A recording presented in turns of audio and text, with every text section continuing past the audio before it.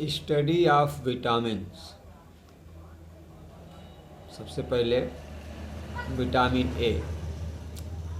Vitamin A को retinol कहा जाता है। रेटिनॉल एंटी जीरोपथैल्मिक होता है ये। इस विटामिन ए का स्रोत दूध, मक्खन, अंडा, यकृत, मछली का तेल।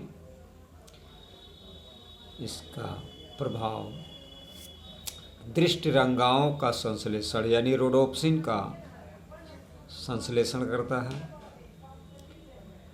विटामिन ए की कमी से रतौंधी, जीरोफ्थैल्मिया आदि रोग होता है। Vitamin B1. विटामिन बी1 को थायमीन भी कहा जाता है। इसका स्रोत है अनाज, फली, मांस, यीस्ट, अंडा। इसका प्रभाव कार्बोहाइड्रेट मेटाबॉलिज्म में इसका वर्क है। इसकी कमी से होने वाले रोग को बेरी कहा जाता है। अब विटामिन बी2 जिसको राइबोफ्लेविन भी कहा जाता है। इसका स्रोत विटामिन बी2 का स्रोत है पनीर, अंडा, यीस्ट, मांस आदि। इससे होने वाला रोग, इसकी कमी से होने वाला रोग है किलोसिस, ग्लोसाइटिस। विटामिन बी6 इसको पायरिडॉक्सिन भी कहा जाता है। पायरिडॉक्सिन इसका स्रोत है दूध, अनाज, मांस, यीस्ट। यह प्रोटीन उपापचय में इसका प्रभाव है। इसकी कमी से होने वाला रोग रक्तक्षीणता, चर्म रोग। अब है विटामिन बी12 जिसको साइनोकोबालेमिन भी कहते हैं।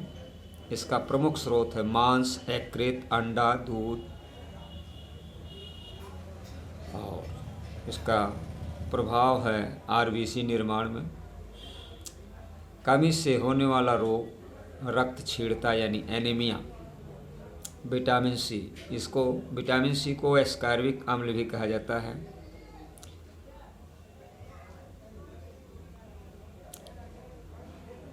इसका स्रोत है सिट्रस फ्रूट यानी नींबू कुल के फल या खट्टे फल।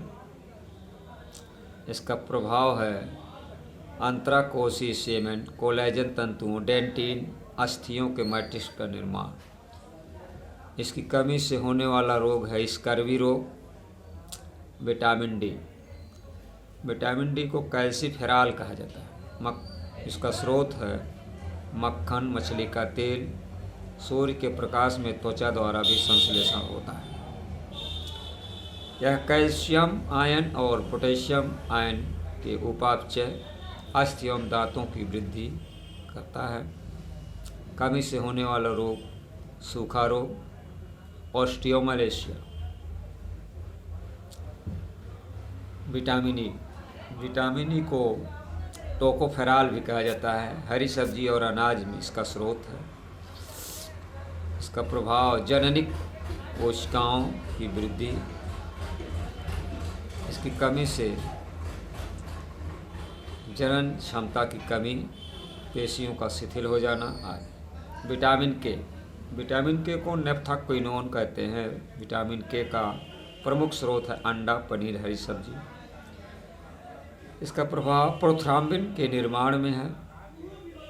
इसकी कमी से रक्त का थक्का नहीं बनता है। विटामिन को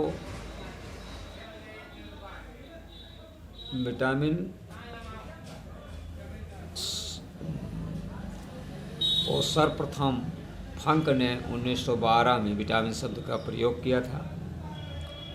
और विटामिन को दो ग्रुप में बांटा गया है।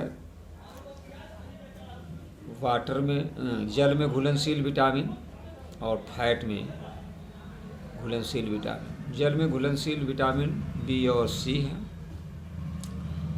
विटामिन बी यानी B complex total B1, बी2, B6, B12 ये सब बी कॉम्प्लेक्स में आते हैं। और सी, विटामिन सी जो है एस्कॉर्बिक अम्ल को कहा जाता है। ये दोनों जो हैं जल में घुलनशील है, बाकी सभी फैट में घुलनशील हैं, जैसे विटामिन ए, डी, ई, के आदि। ये सब वसा में घुलनशील विटामिन हैं।